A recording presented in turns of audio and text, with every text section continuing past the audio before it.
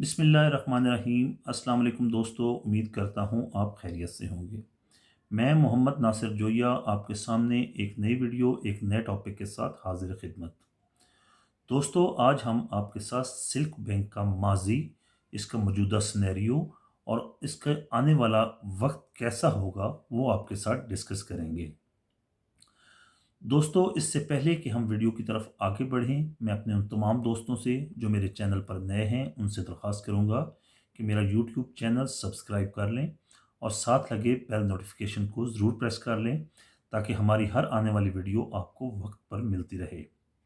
इसके अलावा दोस्तों, मैं अपने तमाम दोस्तों से जो मेरी ये वीडियो देख रहे हैं, मैं उनसे दरख्वास्त करूंगा कि अगर आप सिल्क बैंक के मुतल्लिक मुकम्मल तफसीलात से आगाह होना चाहते हैं तो इस वीडियो को कंप्लीट देखिएगा ताकि आखिर में हम इस शेयर के मुतालिक अपनी एक राय कायम करेंगे ताकि आपको एक इससे फ़ायदा हो, वीडियो देखने का फ़ायदा हो। दोस्तों, हम बढ़ते हैं बगैर कोई वक्त ज़ाया किए वीडियो की तरफ। मई 1995 में एक बैंक का क़याम अमल में आया जिसका नाम प्रूडेंशियल कमर्शियल बैंक लिमिटेड था। इस बैंक की पूरे पाकिस्तान में उस वक्त 20 ब्रांचेस थी। 20 ब्रांचों से एक नए बैंक ने अपना काम शुरू किया जिसका नाम प्रूडेंशियल कमर्शियल बैंक रख दिया गया। इसके बाद ये बैंक तकरीबन 6 साल तक काम करता रहा। 2001 सितंबर में सऊदी पाक industrial and agricultural investment company ने इस बैंक को ख़रीद लिया, प्रूडेंशियल कमर्शियल बैंक लिमिटेड को ख़रीद लिया और इस बैंक का नाम तब्दील करके सऊदी पाक कमर्शियल बैंक रख दिया गया। ये बैंक फिर 6-7 साल काम करता रहा सऊदी पाक कमर्शियल बैंक के नाम से। मार्च 2008 में एक कंपनी है इंटरनेशनल फाइनेंस कॉरपोरेशन, एक बैंक है बैंक ऑफ मस्कत और एक और कंपनी है न्यूमरा एंड सिंथोस कंपनी जिसकी क़यादत मिस्टर शौकत तरीन साहब कर रहे थे, जो कि पाकिस्तान के साबिक वज़ीर ख़जाना भी रहे हैं, वो कर रहे थे।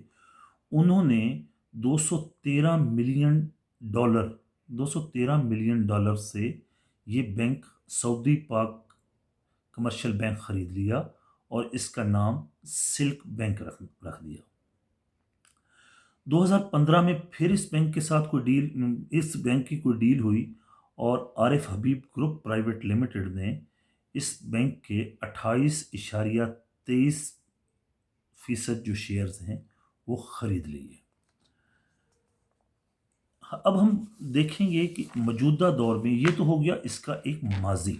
अब हम मौजूदा दौर में देखेंगे कि इस जो ग्रुप है, ये जो सिल्क बैंक है, इसकी मैनेजमेंट कौन है, इसका बोर्ड ऑफ डायरेक्टर्स कौन है। तो बोर्ड ऑफ डायरेक्टर्स में एक है मिस्टर मंसूर ए कुरैशी, ये इनके जो है नॉन एग्जीक्यूटिव डायरेक्टर हैं। इसके अलावा मिस्टर खालिद अजीज़ मिर्ज़ा, ये भी एक बड़े वेल क्वालिफाइड आदमी हैं और बड़ा अच्छी वर्ल्ड बैंक में भी ये काम करते रहे हैं, ये भी इनके बोर्ड ऑफ डायरेक्टर्स में हैं। एक है मिस्टर राशिद चुगताई साहब, ये स्टेट बैंक ऑफ पाकिस्तान में डिप्टी गवर्नर भी रहे हैं, ये भी इनके बोर्ड ऑफ गवर्नर में शामिल हैं। इसके अलावा मिस्टर तारिक इकबाल ख़ान, ये इस टाइम भी पाकिस्तान स्टॉक मार्केट में 4 जो लिस्टेड कंपनीज़ हैं उनके भी डायरेक्टर्स हैं और सिल्क बैंक के भी डायरेक्टर हैं। उन 4 कंपनियों में इंटरनेशनल स्टील्स लिमिटेड, उसके भी ये डायरेक्टर हैं। नेशनल रिफाइनरी लिमिटेड, इसके भी ये डायरेक्टर हैं। पैकेजेस लिमिटेड के नाम से एक कंपनी लिस्टेड है पाकिस्तान स्टॉक मार्केट में, उसके भी ये डायरेक्टर हैं। पाकिस्तान ऑयल फील्ड, इसके भी ये डायरेक्टर हैं। इसके अलावा मिस्टर ज़ुबैर नवाज़ चट्ठा साहब हैं, जो आपने अक्सर गवर्नमेंट कोला सुना होगा। पाकिस्तान में गवर्नमेंट की काफ़ी बेकरीज़ हैं। ये पुलिस सर्विसेज ऑफ पाकिस्तान में भी पहले सर्व करते रहे हैं और अभी ये माशाल्लाह बड़ा अच्छा अपना काम चला रहे हैं, गवर्नमेंट कोला भी चला रहे हैं और इसके अलावा कोई टीवी चैनल भी इन्होंने संभाला हुआ है। इसलिए इसके बाद हम बढ़ेंगे कंपनी की। ये तो इनका हो गया board of director. Board of directors से आपको पता चलता है कि कंपनी की सिमत कैसी होगी। कंपनी के जो मैनेजमेंट होती है, मैनेजमेंट किसी भी कंपनी के सिमत का तयन करती है कि ये कंपनी किस तरफ जा सकती है। अब हम आपसे इंशाल्लाह तफसील में डिस्कस करेंगे कि इस बैंक का ये हालत क्यों है। हालांकि इनकी मैनेजमेंट काफ़ी काबिल लोग हैं, लेकिन फिर भी इनकी ऐसी हालत क्यों है, ये हम आपसे तफसील से डिस्कस करेंगे। फाइनेंशियल स्टेटमेंट अगर इसकी देखी जाए तो कंपनी का जो पेड अप कैपिटल है वो 90,818 मिलियन रुपीस का है। अथॉराइज्ड कैपिटल जो है कंपनी का वो 1,05,000 मिलियन रुपीस का है। नंबर ऑफ शेयर्स, जो टोटल नंबर ऑफ शेयर्स इस कंपनी के हैं वो है 9,081 मिलियन शेयर्स इस कंपनी के हैं। लेकिन फ्री फ्लोट शेयर्स जो हैं वो 3,178 मिलियन शेयर्स, आप कह सकते हैं कि around 33% of the shares of total shares of company जो है वो फ्री फ्लोट हुए हैं। इसका मतलब है कि अभी भी इस कंपनी के काफ़ी शेयर्स ऐसे हैं जो मेन स्टेक होल्डर्स के पास हैं। अब हम आपके सामने इस कंपनी का पिछली 6 साल का जो है स्नैरियो वो आपके सामने पेश करेंगे, ताकि कंपनी में अब एक चीज़ हमेशा याद रखें, मैनेजमेंट जितनी भी काबिल हो, eight the end of the day company अगर प्रॉफिट शो करेगी तो उसको अच्छा सवर किया जाएगा। अगर मैनेजमेंट नलायक हो, फिर अगर कंपनी प्रॉफिट शो कर रही हो, फिर भी अच्छा समझा जाएगा। मैनेजमेंट जितनी अच्छी मर्जी क्यों ना हो, कंपनी अगर eight the end of the year loss show कर रही है तो इसका मतलब है कि कुछ ना कुछ बुरी चीज़ें हैं जो कि अच्छी चीज़ें नहीं हैं। लाजमी सी बात है, कोई भी कंपनी एक कायम होती है तो वो प्रॉफिट कमाने के लिए होती है, ना कि लॉसेस करने के लिए। कंपनी का अगर शेयर कैपिटल इसका देखा जाए, 2014 में इस कंपनी का शेयर कैपिटल जो था वो 13,431 मिलियन रुपीस था। 2015 में, 2014 की बात कर रहा हूँ, ये 2014 में 13,431 मिलियन रुपीस था। 2015 में 21,431 मिलियन रुपीस हो गया। 2016 में भी इतना रहा, और आज 2019 है, 2021 हो चुका है, लेकिन 2019 तक क्योंकि इस कंपनी के फाइनल रिजल्ट्स आ चुके हैं, सालाना रिजल्ट्स आए हुए हैं, तो वो हम डिस्कस कर रहे हैं। तो 2019 में भी इस कंपनी का जो शेयर कैपिटल था वो 23,431 मिलियन रुपीस था। आप देख सकते हैं कि 2014 में तो 13 था, उसके बाद एक खातिर खा इजाफा हुआ। उसके अलावा जो इस कंपनी के रिजर्व्स हैं वो 2014 में इस कंपनी के रिजर्व्स थे 180 मिलियन रुपीस। 2015 में भी 180 मिलियन रुपीस रहे। 2016 में 328 मिलियन रुपीस हुए। 2017 में 555 मिलियन रुपीस हुए। आहिस्ता आहिस्ता बढ़ते रहे रिजर्व्स। 2018 में भी 821 मिलियन रुपीस हुए, और 2019 में भी 821 मिलियन रुपीस थे। 2020 की क्योंकि अभी फाइनल रिपोर्ट्स नहीं आई, इसकी सालाना रिपोर्ट अभी तक नहीं आई, तो वो अभी तक हम आपके साथ डिस्कस नहीं कर सकते। डिपॉजिट्स एंड अदर अकाउंट्स, उनकी क्या कंडीशन रही जनाब?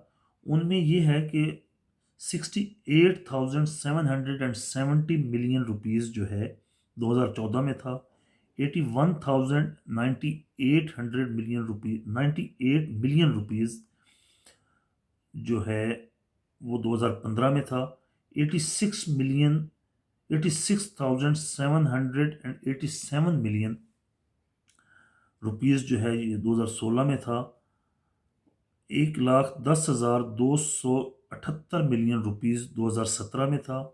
1,32,664 मिलियन 18 में था, और 1,48,854 मिलियन रुपीस 2019 में था। अब इसके टोटल बारोइंग्स, हमेशा किसी भी कंपनी के बारे में आप देख सकते हैं, कंपनी का अगर आप एक अंदाज़ा लगाएं तो कंपनी की अगर अपना कैपिटल 10 रुपये है, मैं आपको एक मिसाल दे रहा हूँ, और अगर उसने 10 रुपये लोन लिया हुआ है किसी से, तो इसका मतलब फिर भी समझा जाता है कि चलिए एक सपोर्ट है। और अगर आप देखें कि कंपनी का जो अपना कैपिटल है वही 10 रुपये है, और लोन उन्होंने 50 रुपये लिया हुआ है, तो वो कंपनी चलेगी क्या? वो तो अपने इंटरेस्ट ही पे करती रहेगी। तो अब हम कंपनी की बोरोइंग्स की तरफ बढ़ेंगे। कंपनी ने उधार कितने लिए हुए हैं? 2014 में इस कंपनी ने 21,742 मिलियन रुपीस का उधार लिया हुआ था। 2015 में इसका उधार 33,230 मिलियन हो गया। 2016 में इस कंपनी का 30,196 मिलियन। देखिए यहाँ पे थोड़ी सी इन्होंने 2015 से 16 में इनकी बारोइंग्स क्यों कम हुई, क्योंकि इस कंपनी का तकरीबन, मैंने जैसे आपको बताया कि एक मेन स्टेक होल्डर इनको मिला जिसने तकरीबन 28 से 29% के दरमियान आरिफ हबीब ग्रुप इसमें एंटर हुआ। तो उसने जब, लाजमी सी बात है, उन्होंने कुछ इनको पैसा दिया होगा तो उनके शेयर्स इनके पास आए होंगे। तो इस वजह से इस कंपनी की 2016 में बारोइंग्स कम हुई। 2017 में फिर ये कंपनी अपनी आदत से दी गई तो 35,582 मिलियन रुपीस का इनका बारोइंग्स हुई। लेकिन 2018 में इन्होंने एक ये बड़ी ज़बरदस्त बात की कि इनकी 18,052 मिलियन रुपीस की बारोइंग्स थी। ये नहीं कि इन्होंने बारोइंग्स ख़त्म कर दी, लेकिन इन्होंने उस पर कट लगाया और तकरीबन आधी बारोइंग्स इनकी हो गई। लेकिन 2019 में फिर उसी तरह 31,953 मिलियन रुपीस का इन्होंने उधार लिया। अब हम कंपनी के टोटल जो एसेट्स हैं उनको देखेंगे। एसेट्स में भी इस कंपनी के अच्छे एसेट्स रहे, एसेट्स इन्होंने अपने बढ़ाए, जैसे ये कर्जे भी लेते रहे लेकिन अपने एसेट्स को ये बढ़ाते रहे। 1,02,736 मिलियन रुपीस के एसेट्स थे इसके 2014 में, जो कि बतदरीज बढ़ते बढ़ते 2019 तक तकरीबन डबल हो गया। 2,05,688 मिलियन रुपीस के इनके एसेट्स हुए। अब ये तो हो गए एसेट्स। अब हम बढ़ेंगे इसके प्रॉफिट एंड लॉस की तरफ। ठीक है, एसेट्स भी उनके ठीक हैं, इनकी मैनेजमेंट भी है, चलिए उन्होंने उधार भी लिया हुआ है। अब उधार अगर लिया हुआ है तो वो कोई प्रॉफिट भी कमा रहे हैं या सिर्फ लॉसेस में ही चल रहे हैं। तो प्रॉफिट में अगर जाएं हम, तो इस कंपनी ने 2014 में जो प्रॉफिट आफ्टर टैक्स शो किया वो 87 मिलियन रुपीस का प्रॉफिट शो किया, विच वॉज गुड। चलिए प्रॉफिट में थी कंपनी, 2014 में प्रॉफिट में थी।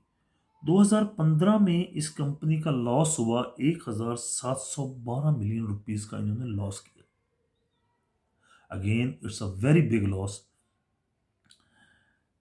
2016 में 739 मिलियन रुपीस का इन्होंने प्रॉफिट फिर कमाया। 2017 में 1,135 मिलियन रुपीस का प्रॉफिट इन्होंने पोस्ट किया। 2018 में 1,330 मिलियन रुपीस का इन्होंने प्रॉफिट किया।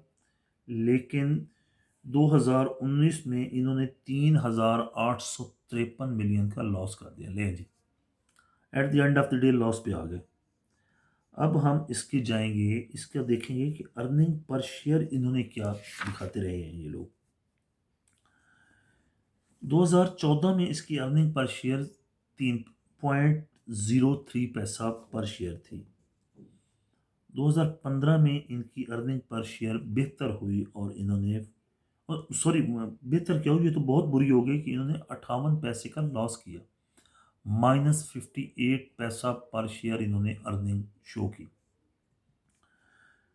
2016 में फिर इनको सपोर्ट मिली, फिर जैसे कि इन्होंने 2015 में एक मेजॉरिटी शेयर अपना सेल किया तो इनको सपोर्ट मिली, तो 9 पैसा पर शेयर इनकी अर्निंग आई। 2017 में इनकी अर्निंग पर शेयर 13 पैसे आई। 2018 में इनकी अर्निंग पर शेयर 15 पैसे आई। चलें, थोड़ा सा बढ़ रहा था, अच्छा हो रहा था। लेकिन क्या होता है कि अचानक 2019 में इनकी अर्निंग पर शेयर 44 पैसे माइनस आई, -44 पैसा। दोस्तों, अब जो है, ये तो इसका था माजी 2019 तक। अब हम आपको बताएंगे कि इस कंपनी ने 2020 के थर्ड क्वार्टर तक अपने रिजल्ट्स क्या पोस्ट किए। 2020 का जो थर्ड क्वार्टर था उसमें इन्होंने जो अपनी बुक वैल्यू शो की है वो 98 पैसा शो की है। इस टाइम ये शेयर अराउंड ₹1.5 के अराउंड ट्रेड हो रहा है। अपनी बुक वैल्यू से तकरीबन, ये आप कह सकते हैं कि 50% ऊपर ट्रेड हो रहा है। डेट टू इक्विटी रेशियो देखिए, अभी कर्जे इस बैंक के ऊपर कितने हैं, वो 3,092% है। इसका कहने का मतलब ये है कि ₹1 इनका अपना है तो 30 रुपये उन्होंने लोन लिया हुआ है, डेट टू इक्विटी। अब आप अंदाज़ा लगा सकते हैं कि वो कैसे बेचारा ऊपर उठे। बुक वैल्यू जो इनकी है up to third quarter of 2020 सितंबर 2020 तक आप कह सकते हैं, ये 98 पैसा मैंने जैसे आपको बताई। एक्सपेक्टेड बुक वैल्यू जो है इसके बाद वो एक्सपेक्ट की जा रही है कि 1 रुपया, 1 रुपया अराउंड जो है ना, 1 रुपया 1 पैसा पर शेयर होगी, जो बढ़ के अगर हुई तो।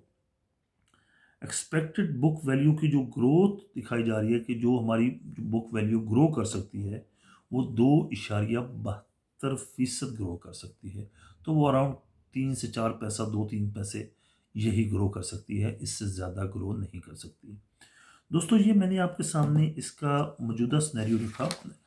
ये इसका फाइनेंशियल जो फंडामेंटल सिनेरियो था वो आपके सामने रखा। मैं अक्सर कहता हूँ कि किसी कंपनी की अगर मैनेजमेंट इतनी काबिल हो और उस कंपनी कंपनी के असासे, उस कंपनी की जो बैलेंस शीट है वो नेगेटिव हो, तो वो कंपनी कभी तरक्की नहीं कर सकती। फंडामेंटल एनालिसिस क्या होता है? फंडामेंटल एनालिसिस में एक कंपनी की क्वालिटीज़ देखी जाती हैं और क्वांटिटी देखी जाती है। उसका अच्छी बैलेंस शीट हो और कम्पिटिटिव स्टाफ हो, कॉम्पिटेंट स्टाफ हो, कॉम्पिटेंट मैनेजमेंट हो, तो वो कंपनी अच्छा ग्रो करती है। कभी भी कॉम्पिटेंट मैनेजमेंट नुकसान में जाने वाली कंपनी का, जो लॉसेस के नीचे दबी हुई कंपनी को कभी नहीं निकाल सकती। और अगर कंपनी अच्छी हो और मैनेजमेंट बुरी हो तो फिर भी कंपनी प्रॉफिट से लॉसेस में चली जाती है। इस वजह से इस सिल्क बैंक के साथ टिल रिलेटेड जो इशू आ रहा है वो ये आ रहा है, जो मेरे एक एनालिसिस, मेरा एक तज्जिया हो सकता है, तज्जिया ही है तकरीबन, वो ये है कि कंपनी के ऊपर लॉसेस, कंपनी की बोरोइंग्स, कंपनी के लोन्स, कंपनी की जो है प्रॉफिट्स वो कम हैं। उनकी मैनेजमेंट अच्छी है, बोर्ड ऑफ डायरेक्टर्स अच्छा है, लेकिन उनकी जो on ground, board of directors ने तो फैसले करने होते हैं, लेकिन जो ऑन ग्राउंड मैनेजमेंट है वो अब पता नहीं कैसी है, उसके बारे में कहना कुछ खबरअज़ वक्त होगा। दोस्तों, अभी रिसेंटली सिल्क बैंक में एक खबर आई कि पाकिस्तान स्टॉक मार्केट में भी ये उन्होंने अपनी इंफॉर्मेशन भेजी कि Fauji Foundation is interested to acquire majority share of Silk Bank. अगर तो फौजी फाउंडेशन एक स्ट्रांग ग्रुप है, एक अच्छा ग्रुप है, इसके अलावा भी उनके पास काफ़ी कंपनीज हैं। फौजी फूड्स हो गया, फौजी सीमेंट हो गया, अस्करी बैंक हो गया, मकसद काफ़ी सारे उनके और भी डिपार्टमेंट्स हैं। अगर तो उन्होंने इसको अक्वायर कर लिया तो हो सकता है ये बैंक अपने पैरों पे खड़ा हो जाएगा। अगर उनके साथ इनकी डील न बनी तो ये बैंक मज़ीद लॉसेस में भी जा सकता है। मैं अपने उन तमाम दोस्तों से जो सिल्क बैंक में इन्वेस्टमेंट का लॉन्ग टर्म या शॉर्ट टर्म इरादा रखते हैं, उनसे सिर्फ इतना कहूँगा कि जो भी फैसला करें अपनी अपने तजिए के मुताबिक सोच समझ कर करें। मेरा काम सिर्फ आपको इसका मुकम्मल बैकग्राउंड और मौजूदा सिनेरियो बताना था। फैसला जो भी आपने करना है वो आपने अपने ऊपर करना है, खुद एनालिसिस, खुद तजिया करके, खुद होमवर्क करके करना है। हो सकता है कुछ ऐसी रिपोर्ट्स हों सिल्क बैंक की जो मेरी नज़र से ना गुजरी हों, आपके सामने आ जाएं। लिहाजा मैं आपको ना तो इस शेयर को बाय करना रिकमेंड करता हूँ, ना ही सेल कर, अगर आपके पास पड़े हैं तो सेल करना रिकमेंड करता हूँ। हाँ, अगर इनकी जो ऑन ग्राउंड चीज़ें नज़र आ रही हैं, अगर इनका फौजी फाउंडेशन ग्रुप के साथ एक अक्वायर वो कर लेते हैं तो फिर उम्मीद की जा सकती है कि ये इस कंपनी के शेयर्स अच्छे रेट पर जा सकते हैं। दोस्तों, उम्मीद करता हूँ मेरी ये छोटी सी काविश आपको अच्छी लगी होगी। अगर वीडियो पसंद आए तो वीडियो को लाइक ज़रूर कीजिएगा, अपने फ्रेंड्स को और अपने जो कोलीग्स हैं उनको साथ ज़रूर शेयर ज़रूर कीजिएगा और मेरे चैनल को सब्सक्राइब ज़रूर कीजिएगा। इसके साथ ही दोस्तों आपसे इजाज़त चाहते हैं। अल्लाह हाफ़िज़।